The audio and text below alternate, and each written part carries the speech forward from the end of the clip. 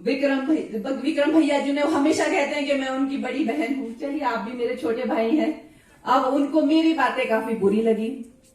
वो मुझे कहते हैं कि मैं गौ मांस खाती हूँ। तो मैंने कहा कि आपके पास कुछ तो इसका प्रूफ होगा, प्रमाण होगा।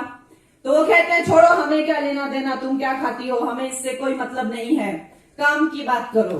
मैंने कहा अच्छा, तो काम की बात बताइए, फिर आपने किया क्या है अब तक?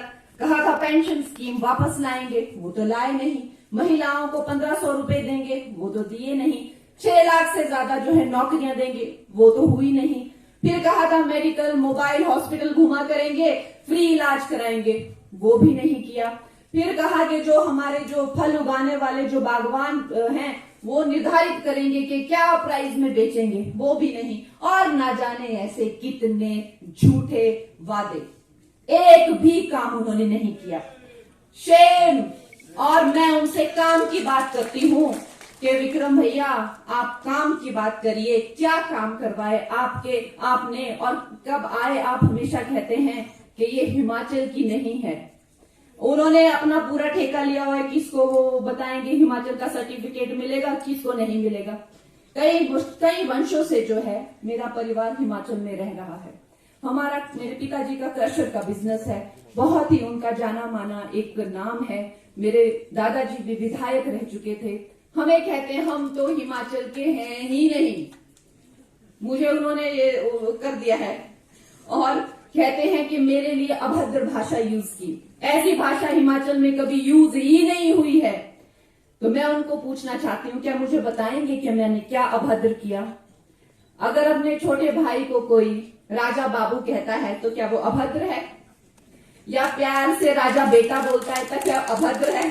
अभद्र तो तब होता है जब आप अपनी बड़ी बहन को चरित्रहीन बोलते हैं, माया नगरी का जंजाल बोलते हैं, अपवित्र बोलते हैं, उसे अभद्र भाषा कहा जाता है।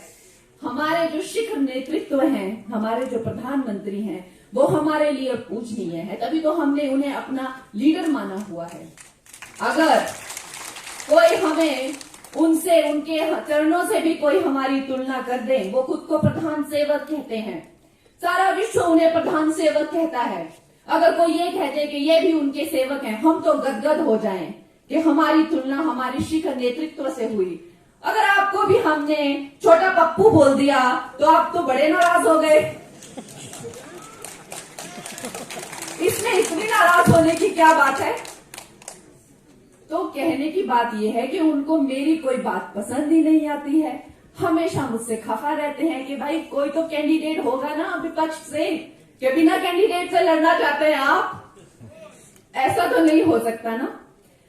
तो मुझे चिंता होती है कि जो मेरे छोटे भाई हैं वो मुझसे इतने खफा क्यों रहते हैं। कभी कभी मुझे लगता है कि इसका रीजन ये तो नहीं है कि वो भी बड़े दिल्ली के चक्कर लगाए, बीजेपी हेडक्वार्टर के।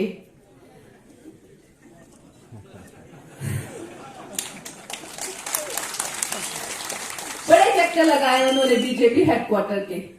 अब लगता है बहुत जल्दी भैया मेरी टीम में दिखेंगे, इसलिए मैं कुछ ज्यादा नहीं बोलना चाहती, क्योंकि कभी हम भी ऐसे ही दिखेंगे बैठे हुए, है ना। तो ये बात मैं सब भविष्य की संभावनाओं को लेकर ही चली हूँ। तो उनको ये बड़े कष्ट होते हैं कि कंगना जो है वो इतनी दूरदर्शी क्यों है, इतनी ज्यादा उसमें बुद्धि क्यों है। 2014 में जब बीजेपी की पार्टी आई थी तो हमारी जो फिल्म इंडस्ट्री है उसे तो जिहादियों का और जो पूरे लेफ्टिस्ट